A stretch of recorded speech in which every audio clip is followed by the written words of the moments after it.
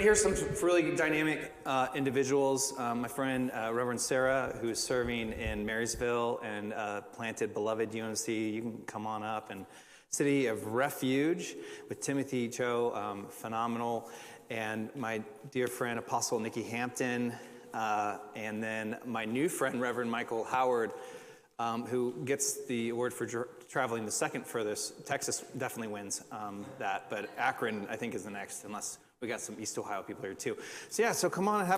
We got one mic that we're going to share between the panelists, and I've got some questions, and this is going to be, I'm just really excited. Each person up here comes with a certain experience and perspective that I think is really valuable, and one of the things that's really important to me is engaging life with that sort of spiritual curiosity. In fact, it was talking with Michael, you kind of pointed this out to me, and I've been thinking about it and using it every day since. Institutions often ask the question, who should belong? But community organizing asks the question, who could belong?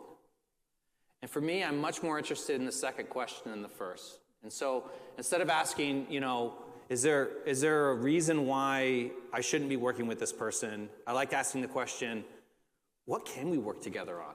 And so that's a relationship I have with each one of these panelists in some way, and excited to hear. So to start, we can we can pass it down here. Nikki, you can go first. And tell us a little bit about, your story. You are a pastor at a church plant.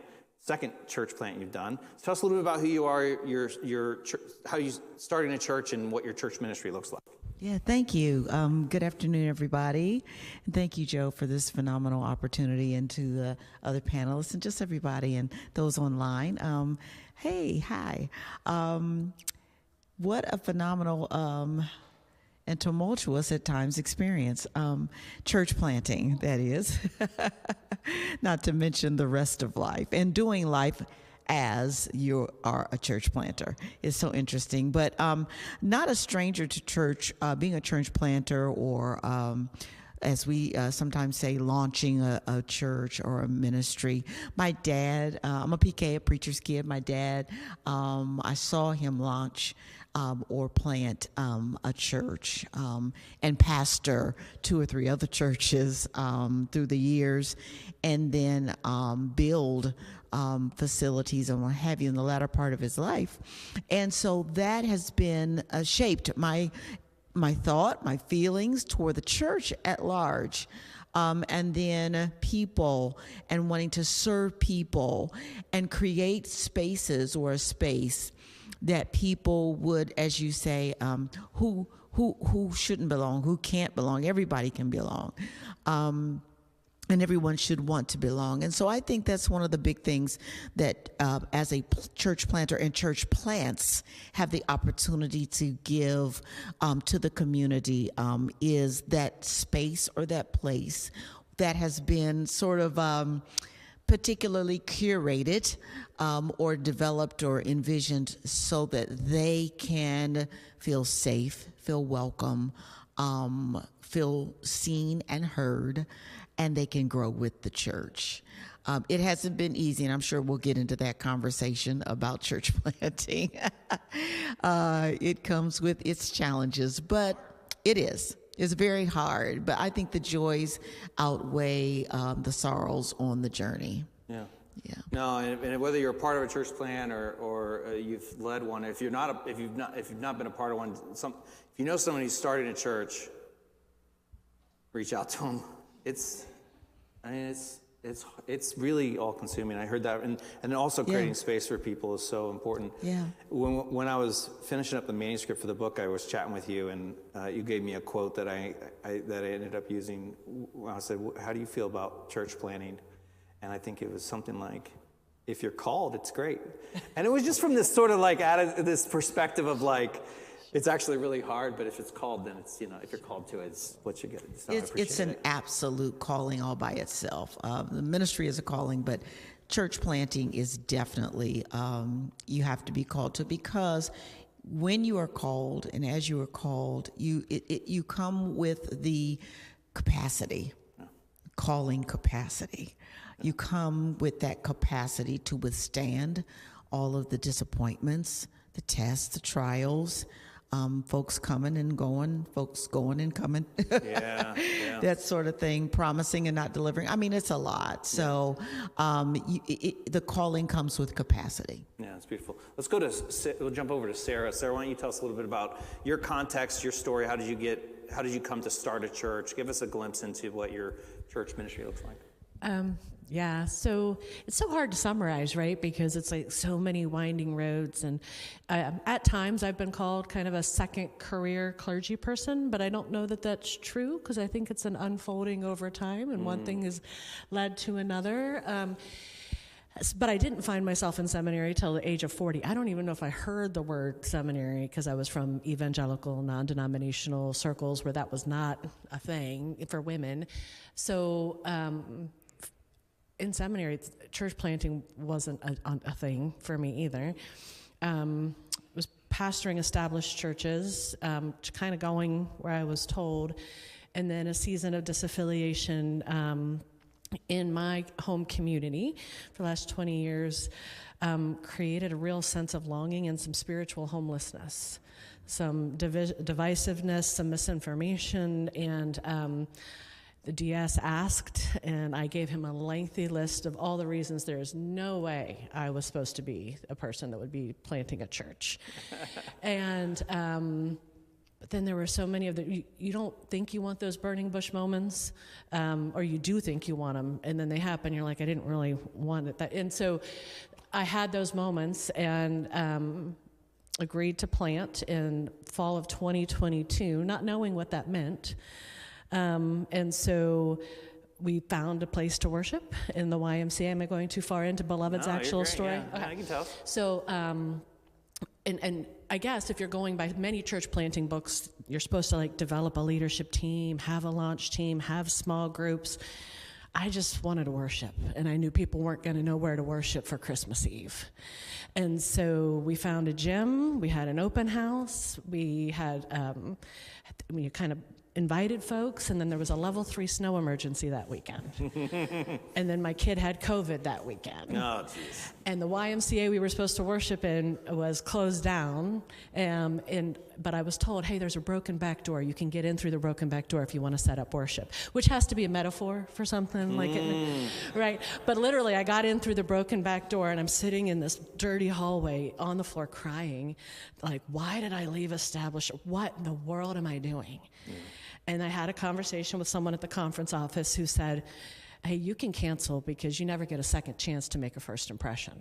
And I thought, okay, I needed that permission, but then I didn't cancel because people called and said, I'll bring a shovel, I'll bring this.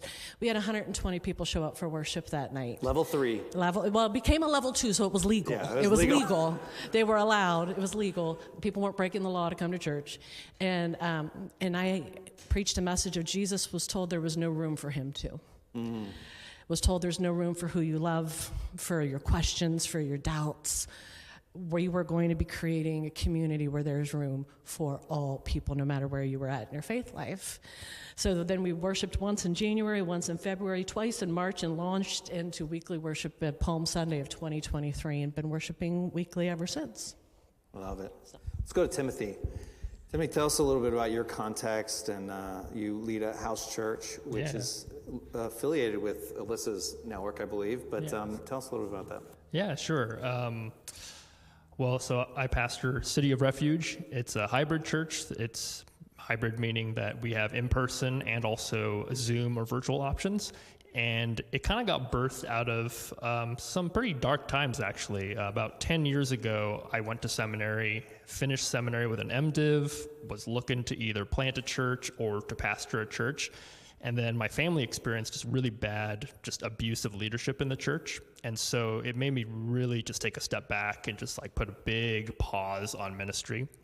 And I didn't even open up that potential for many, many years. We moved to Columbus about 5 years ago, and we thought we found a church that was like a little safe haven or a refuge for us to kind of heal. And then unfortunately, we experienced another thing of spiritual abuse in that church. And so that church actually dissolved. It was in Hilliard. And so my family was like, we had gotten connected to all these people in this church. So we're like, hey, why don't we just open up our house and invite them to come? So at least we can worship together and heal together rather than be scattered all over the place. And I don't know, God has a sense of humor, but we opened up our house and no one actually came. I don't hold anything against them. They had all various kinds of reasons. But what ended up happening, though, is that a whole different group of people started coming. We had people who have immunocompromised family members, or they are immunocompromised, and so they haven't been able to go to a church since the pandemic, and so they've been looking for a place. They reached out to me through like a Facebook group for people who are a bit more COVID conscious, and that gave them an opportunity to be able to do that again, to attend a church. There are other people who had similar experiences of spiritual abuse or just abuse in general, and they didn't know if they could trust the church. And for them, it's really safe for them to be able to join virtually, even with their screens off, their mics muted, to just even have their foot back into the door of the church. And so I guess that's my long way of saying I originally wanted to plant a church, put it on pause, and then God brought it back many years later. And so I don't know, maybe the story is like, we all have our plans, we all have our timelines, but it many times does not match God's, and I guess he's just a lot wiser than we are. So, but yeah, it's kind of the story. I love that. And you've touched on something I found to be true in a lot of spiritual endeavors is you have like a group of people in mind, but God has a different group of people in mind.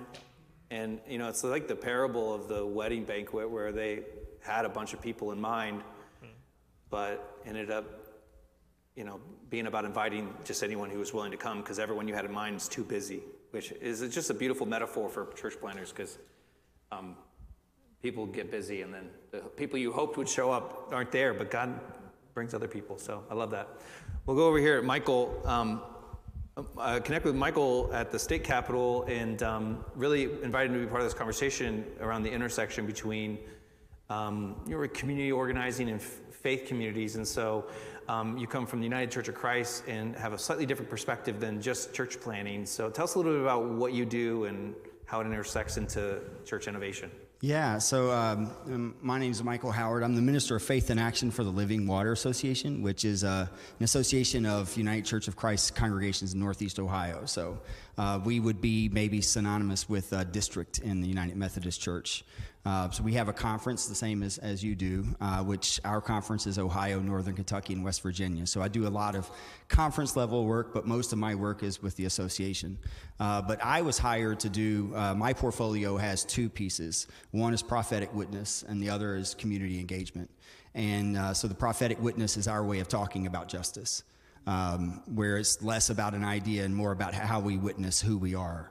But then community engagement, part of the reason I took this job was because I really had God had really put it on my heart that the church in America has largely forgotten that they live in neighborhoods. So the church is a lot disconnected from the neighborhood around where they live. And I'm a place-based thinker, so I'm really wanting the church to reimagine how place is a form of ministry. Thinking about the place where you are. I come from a different context, I guess, in the United Church of Christ, but I've been all over the map. So I started in Eastern Kentucky in a United Methodist Church, and I guess I've been in so many different contexts of ministry that I get a little confused moving from institution to institution, how things work, and I forget that other people don't have the same imagination I do. But I think rather than talk about community organizing first, I might just share a little bit of my story. So when I came to Jesus in my mid-20s, while I was working as a faculty member at Morehead State University teaching math, and I had a life crisis and I really needed God.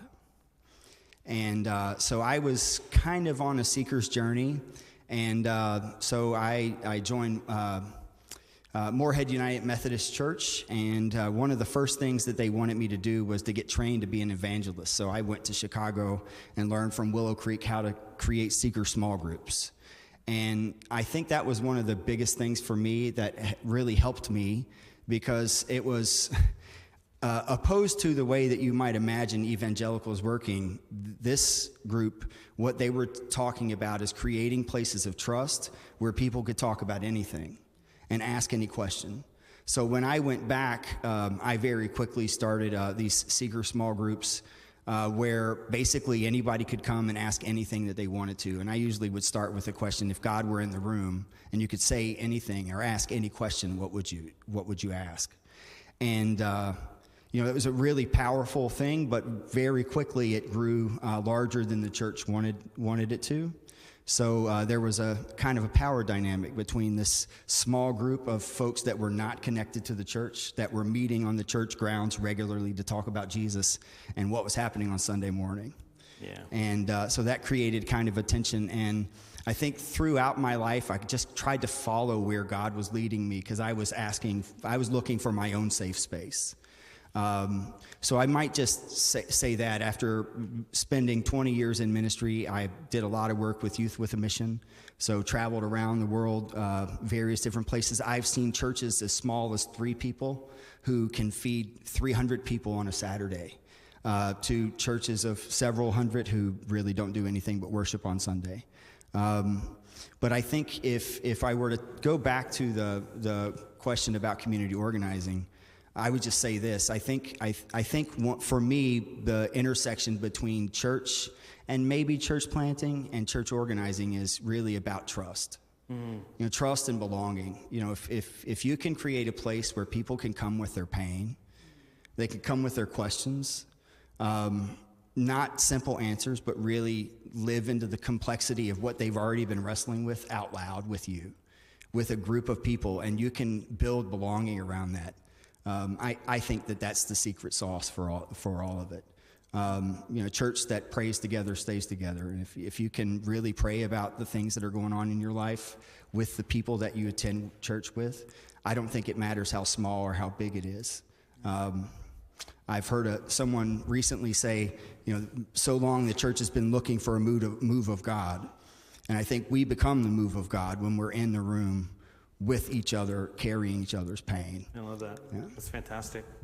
A couple things I heard you say there was, the importance of trust, but there's also this sense of, I also noticed you brought up this common theme of church planting, that when you do something new, sometimes it can butt against established structures or institutions, and you can get tension and power dynamics, and it's a really big part of anytime you step out to do something new. Not everyone's going to love it, or there might be tension there, so that's good. Let's come back to Nikki, and I just so appreciate you, conversations in person, but you're also a consistent reminder on social media that I should be taking better care of myself.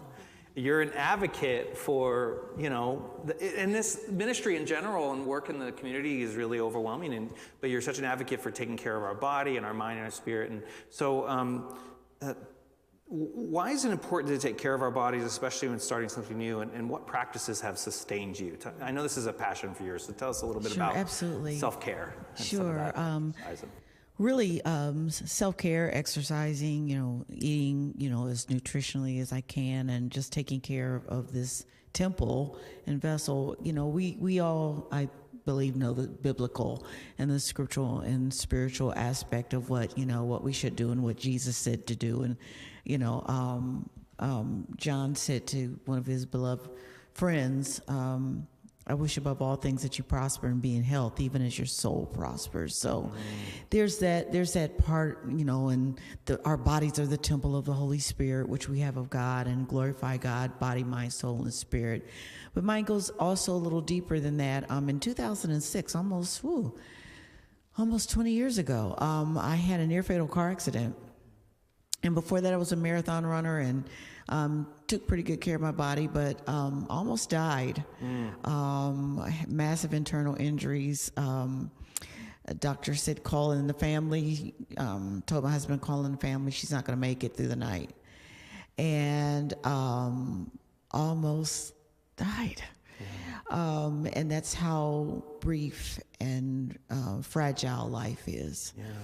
And so after that, obviously I lived. Thank you, Jesus. That's why I'm here today. But after that, when you have an experience like this, you gain a deeper appreciation for life and for the temple and the body that you have. But you don't have to have a life event like that to gain that appreciation, but it certainly did it for me. And so I had to learn how to walk again. I had to have all types of things done for kidneys and heart and all sorts of things. And so I have this appreciation, and especially as a minister of the gospel, like, hey, look, you just get one of these things here. This is all you got. And when you're in a job like we're in, and I call it a job, though it's a calling and a passion, it is a job, paid or not, sometimes not, but it can take a toll on our physical body, and that's where I drive it home to that point. Just, the fact that there's so many mental and emotional pulls on us, whether you're a planter or serving in a church that you're called to, or just on staff, just serving as a servant of God. There's so many pulls on us mentally, emotionally, physically, spiritually, that it can be so draining, straining.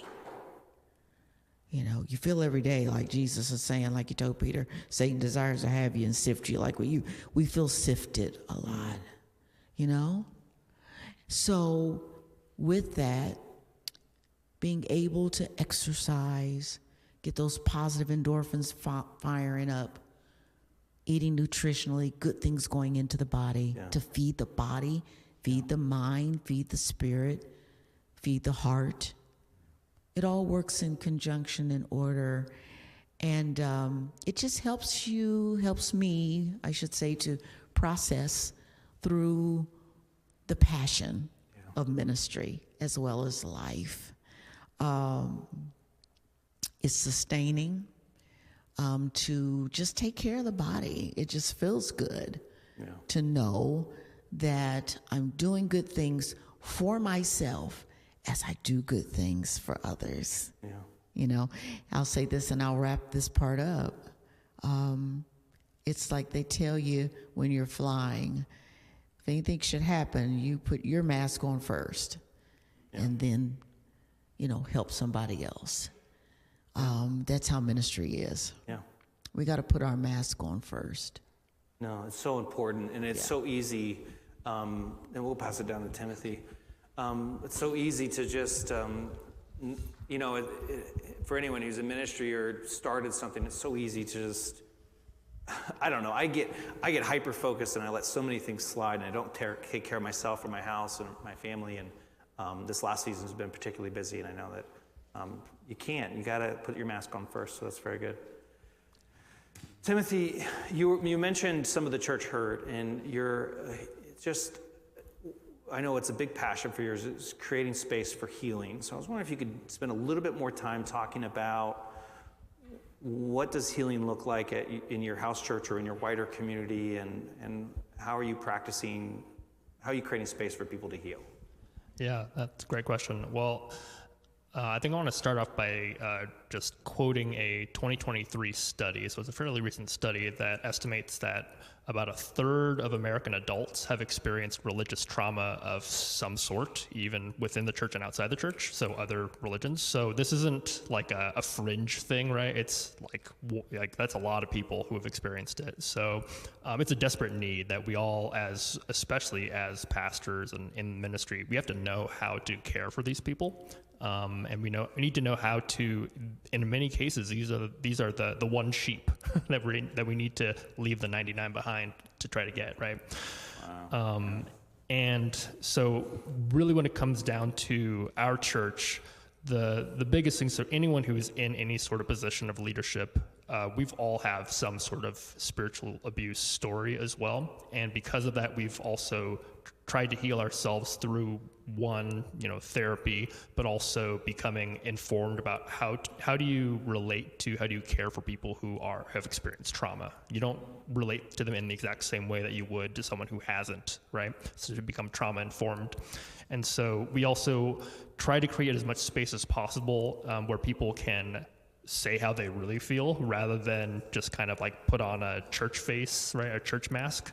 And then also, I think those are all kind of different ways that we allow people to feel safe, where they don't feel like they have to pretend to be someone else, where they have to pretend to, any of those sorts of things. That helps them at least be able to be honest and real about where they're actually at, rather than where they want to be or where they want other people to think that they are. And then one of the things too that's in the DNA of our church is we believe that therapy and spiritual care and emotional care, mental, it's all one thing. And I think it's really related to you, Nikki, about just like we're all one thing with multiple parts, right? And it's not just separate things. And so we believe that there's medication sometimes that's necessary. There's seeing counselors and therapists that might be helpful too for some people. And those are ways for people to become whole again in order for them to be able to engage in faith again. I think one of the things that's really common that comes up is when people have experienced hurt from the church, they subconsciously and sometimes even consciously attribute that to God. And they ask, if Christians are meant to be the representatives of Jesus and the hands and feet of Jesus, was it Jesus' hand that hit me? Was it Jesus' feet that kicked me, right? And so that's a lot of work to kind of unbind that, where they see the church and God and how they receive just lots of pain and trauma, to not see that as coming from God. And it's a lot of work. And so one of the big things too is we have a long timeline. I think the goal that I have for the people in our church is not like you're going to be fixed or you're going to be healed in a day or in 10 days or in a month or a year, but just seeing it as a lifelong journey of discipleship even, that this is something that's going to cause a bit of a limp maybe for the rest of your life. And it's something that you may not ever fully heal from entirely, but it's a scar, it's a part of your story. And there are ways that you can slowly begin to heal, and slowly maybe that harm that you've experienced can be used for healing others and for helping others heal as well. So that's how we've tried to at least be aware of it. I think pretty much everyone in our church has experienced some form, whether that's people who are immunocompromised, who just basically got neglected once the pandemic restrictions lifted, or people who've experienced racism in the church, people who've experienced all kinds of things, misogyny, all kinds of stuff, where and those are all just different forms of just different kinds of trauma and abuse. Go here. So Sarah planted and I just want to, our panelists are intentionally from 4 different faith traditions, right? But Sarah happens to be our United Methodist here in the United Methodist Church, and planted the United Methodist Church out of a disaffiliation. So there was a United Methodist Church that left the United Methodist Church, and there was a group at that church that said, we don't want to leave the United Methodist Church. And that was the group that was used to start Beloved UMC, sort of.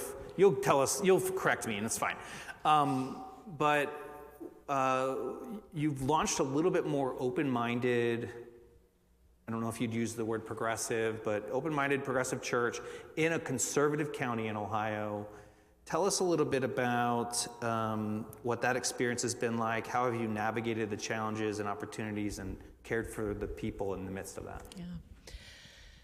So just to tie in what we were talking about a moment ago, one of the ways that I've personally navigated is, making sure I have a good therapist, making sure I have a good spiritual director, and then I've had a variety of different clergy coaches for the different seasons in my life. So knowing that I have people that are my safe spaces to unpack those things with.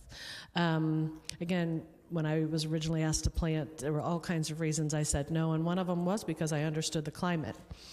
And I'm kind of embarrassed to say it, but I even told the DS, I think it needs to be a man pastor out there in that county, because that's the climate. I knew the ministerial association, and our DS at the time said, well, that would never have occurred to me. And I said, well, yeah, because you're a man. This is the waters I swim in. So, but the people that planted this church, there was a remnant, and I've heard that remnant language used in places of disaffiliation, but it actually ended up becoming so much different than what I thought it was, which is your story, right? Like the people I thought maybe I was planting the church for weren't necessarily the people at first I was like, you want me to go plant a church for my best friends over the last 20 years? And they're still a part of it, but those aren't necessarily the primary leaders. There have been people from so many other denominations, or just that have been church hurt, that have left and are safely coming back and longing for that safe space. I think one of the lessons I've taken away, or I'm continuing to learn every day, the climate's hard, right? The community, the county. I know certain ministerial associations are not my safe space, so you create your other clusters. You find your allies, you find your safe people. But then I also need to remember that just like I'm trying to plant compassionately curious seeds of understanding for all people and open minds, I have to remember that no one descriptor is the catch-all for anyone. Yeah. So we're still a purple church, even though we also have the Reconciling Ministries Network rainbow, so there's still, no one is always all right. No one is always all left. We're all of, these varieties of stories. So I think that's been the most important way of navigating that is you never know what their church hurt might be, or what their family, or why God or the Holy Spirit is leading them to a new expression of faith or a new place to worship, because their stories are also varied, even if, they may initially represent as more at home in that conservative setting. There's still a diversity of experience wrapped up in everybody. And so that's how we navigate it together without trying to suspend judgment. And make less assumptions, even though it's so easy in this divided climate to lean into the assumptions on people too. Yeah, there's so much red and blue, politically, and that term purple church represents so many, not to be confused with the Purple Door Church, which is down the street if anyone's familiar with Grove City, but the purple being both red and blue in this space, it's really significant. There's a whole nother conversation to be had. I mean, so many female clergy who I've gotten to know share stories of serving in more rural or county seat settings and experiencing hostility from the ministerial association there, which is not open to women being pastors. So I just wanted to name that because I literally just heard another story this week from a female clergy who's like, the ministerial association, when they're doing introductions at the meeting, literally skip over the female pastor. And I'm just like, but it's a common experience. And so it's terrible, but it's worth naming and praying for change. So let's go here to Michael, and then we're going to ask the last question to all of you, which is what are you excited about the future of the church? But before we get to that question, I want to hear a little bit about, I like the question I wrote down, so just give me a second. So as someone who works within a denominational structure, but also has personal experience with non-traditional expressions of church, how do you think about the tension between institutional definitions of what constitutes a church and the lived reality of faith communities that don't always fit those categories? What might we lose or gain when we try to define the church too narrowly? Here's some thoughts on that. Yeah, I have lots of thoughts on this. It's maybe a constant question that I ask and wrestle with colleagues about. But I might just start here. So Dietrich Bonhoeffer had a quote in Life Together where he said that if your imagination of the church is more important than the people that you're serving, then it's idolatry. And I think one of the things that we do is we forget. Jesus told this parable of wine and wineskins that most of us are confused by. But it really is, I think that what happened that gave birth to the Jesus movement was a new expression of faith that nobody had any boxes to put it in. And I think that that's what the move of God looks like. So oftentimes what we do is we institutionalize things by giving definitions. Oh, we are seeing that must be this thing. And then we see this thing over here, that must be this thing. And so then you've got your A, B, and C that become categories, and now everything you see has to fit into those categories, when actually the truth operates the other way around. Yeah. So we're giving definition to the experiences that we see. And I feel like when we're more faithful, it oftentimes undoes the definitions that we create for what the church is. Yeah. And so I think when we're faithful, we recognize that's how faith moves. And the church is always, the institution is always following behind. But saying it that way, I want to just go back to also thinking about the community organizing question and self-care. Because for me, one of the important things about community organizing is about power. And one of the things that I do that I'm wrestling with right now, so this is a personal testimony, but I just recently had a life health challenge that taught me that I wasn't doing a good job taking care of myself. And partly that was because I was running on my imagination of what I expected the outcomes to be, rather than actually paying attention to the lived reality of what's around me. Yeah. And what I discovered in that there were the solutions to the problem were already in my life, already setting around me, but I was not empowering them because I was carrying all the weight. And so part of one of the things I think that helps us get out of this institutional thinking is for us to realize that maybe the fruit that God is wanting to bring about in us is made up of the things that are already around, rather than us creating imagination of what we're going to do, and then we plant a church, or we create some kind of ministry, or we create a program, or even a nonprofit built on our imagination, and then that imagination runs us to death. When really what community organizing is about is it's actually about empowering each other. So we're more faithful in ministry when we don't lead. When we lead by watching other people get empowered to do what they're called to do. So I'm learning at this phase in life that I actually have to stop. My drug of choice was caffeine. I run out of time, I run out of energy, I don't have enough to go. So I just drink another cup of coffee, and then I'm not getting any sleep, And what God is saying to me is, now stop, Michael. Yeah. You have your imagination of what you think your job is supposed to be, and that's not what I'm asking you to do.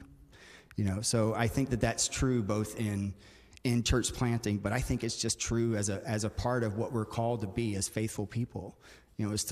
We recognize the sacred calling that other people have and foster that. So otherwise we might be creating something God doesn't want, and so we've got a church that's really an idol, rather than caring for the thing that God created that we're supposed to be stewarding. So. Yeah, that's so powerful and so important. Friends, it's so easy to get caught up in the grind. You're doing all right.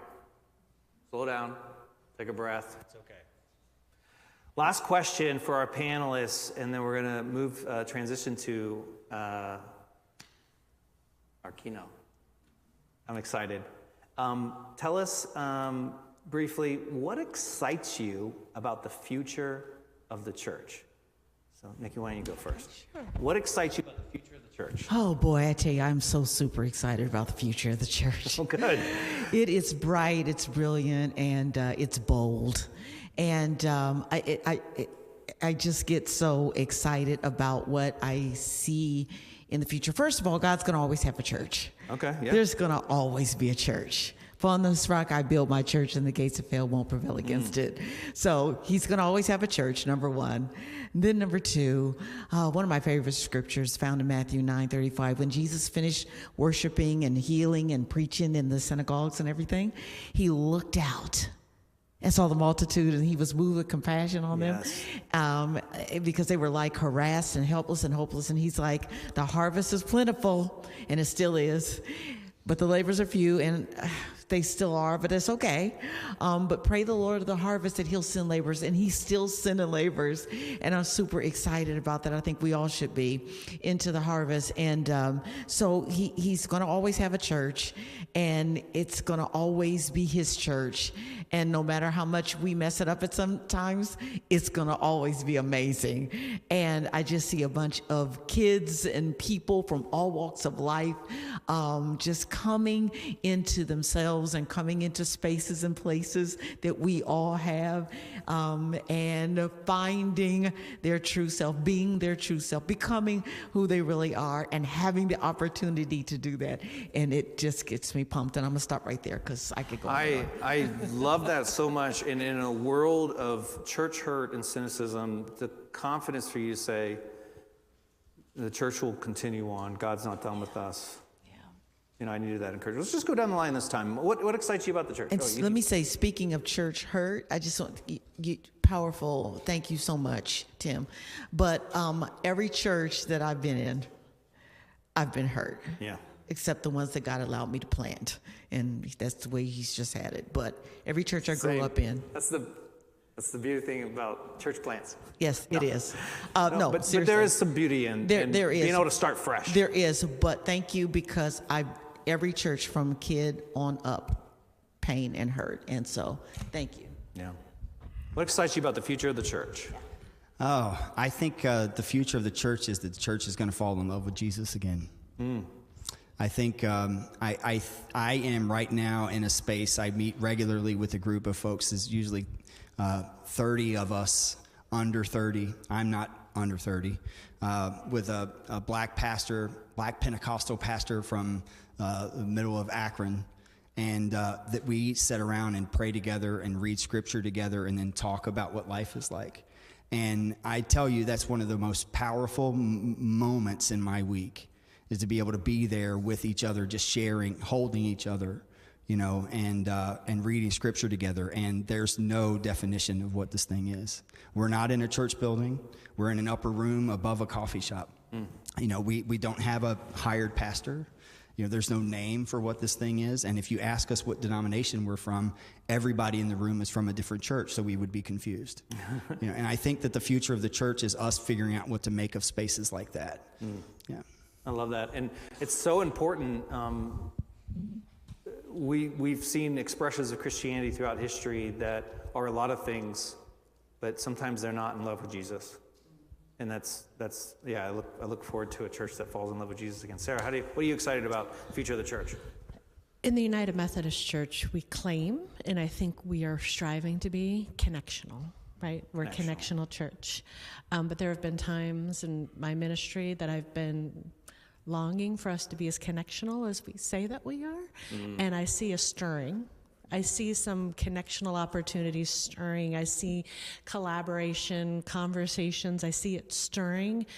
And even in places of division, you know, and places where who's in, who's out, that's there. But I think the spirit of collaboration, the spirit of connectional understanding is bigger than all of that, not just from UMC to UMC, but ecumenically as well, that we're finding ways to lift one another up and to reach out and to ask for help and connection. Because individually, everyone's just trying to survive. But if we go beyond that, that's where my hope is. I love that. Timothy, what excites you about the future of the church? Yeah, you're going to get a glimpse into my over-analyzing mind, because when I first saw the question, I was like, is this the church, capital C? Is it our church, City of Refuge? And then I realized, actually, it's a bit connected. My answer is a bit connected between the two of them. One of the things I love about our church is, like, anyone can do this.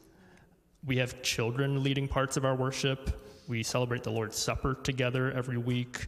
We have a liturgy that's call and response all the way through, so that you don't really have to have some sort of crazy preaching abilities or any kind of skills. Anyone can lead it. Anyone can follow. Anyone can do all this. And just thinking, like, if the people who want to follow Jesus knew that they have the ability to be able to lead their own house churches or their own expressions of churches wherever they are to meet the needs of the people who are looking for God, but have been shut out from the church. That would be amazing to see a bunch of people just doing church in ways that are so different and yet finding Jesus in those places. Yeah. So, and I'm seeing that all over the place. I think part of the struggle is like some of the stuff that we do is like there's no other model. We're kind of blazing trails that we kind of have to because no one else is doing it. But what encourages me is at least maybe people can come behind us and see the trail that we have blazed and be like, we can do it too, right? Yeah. And so that's where I'm excited about. I love it. And, that's the constant conversation around church innovation is doing stuff that people don't quite understand yet. And I've found that whenever I do something new, it's always confusing to me and usually to other people. But if it's of God and it becomes something and people find it meaningful, most things in life make sense in hindsight. I just have to remind myself that. It'll make sense once it's over. But in the midst of it, it can be very confusing and you're not really sure where you fit and how you define it. And, and denominations work really hard to try to define things. And as I navigate some of the denominational conversations around church planting, it's interesting how the different terms we use so that we can distinguish between a church and a fresh expression or worshiping community and all these sorts of things. But friends, I'm so grateful that you took time to share, and will you all thank them for being here? And thank you so much.